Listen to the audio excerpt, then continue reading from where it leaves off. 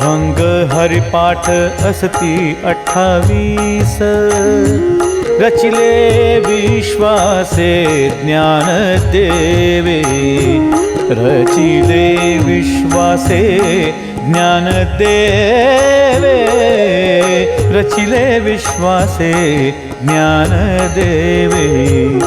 नित्य पाठ करी इंद्रायणी तीरी, होय अधिकारी सर्वथा तो, होय अधिकारी सर्वथा तो, होय अधिकारी सर्वथा तो।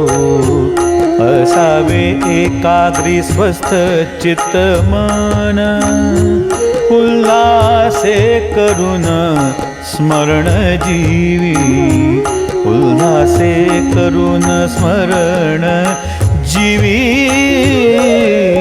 उल्हासे करून स्मरण जीवी। अंतकाळी तैसा संकटाचे वेळी, हरित या संभाळी अंतर्बाह्य, हरित या संभाळी अंतर्बाह्य, हरित या संभाळी अंतर्बाह्य। संत सज्जनानी घेतली प्रचिती, आळशी मंदमती केवी तरे, आळशी मंदमती केवी तरे,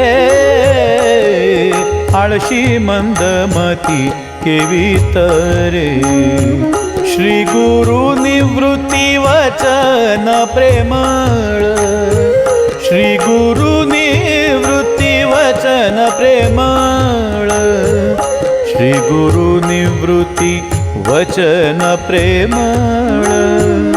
तोषला तात्काळ ज्ञानदेव, तोषला तात्काळ ज्ञानदेव, तोषला तात्काळ ज्ञानदेव।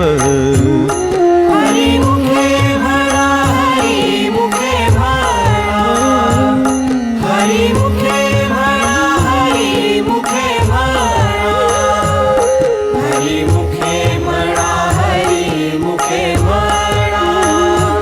पुण्याची गणना कोण करी, पुण्याची गणना कोण करी, पुण्याची गणना कोण करी।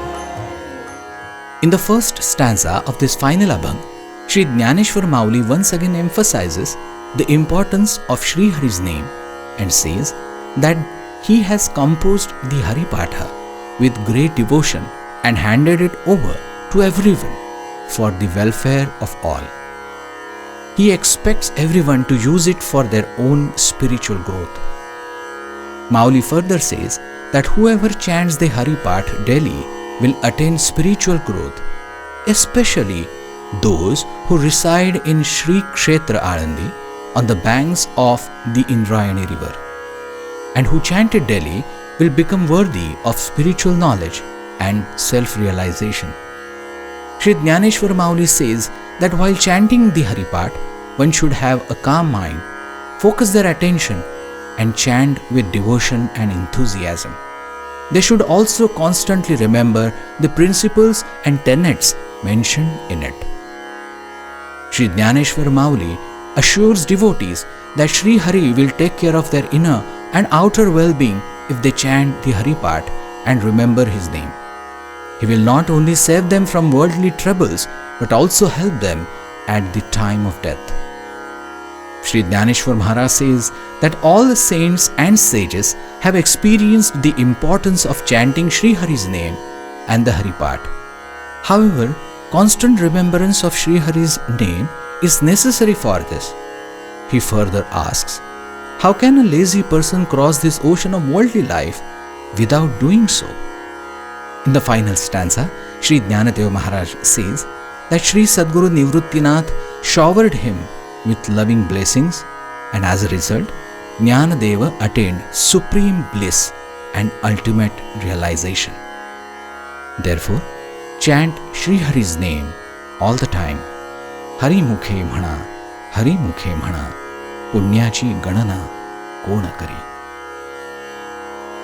हरी मुखे म्हणा, हरी मुखे म्हणा, हरी मुखे म्हणा, हरी मुखे म्हणा, हरी मुखे म्हणा, हरी मुखे म्हणा, हरी मुखे म्हणा, हरी मुखे म्हणा, हरी मुखे म्हणा, हरी मुखे म्हणा, हरी मुखे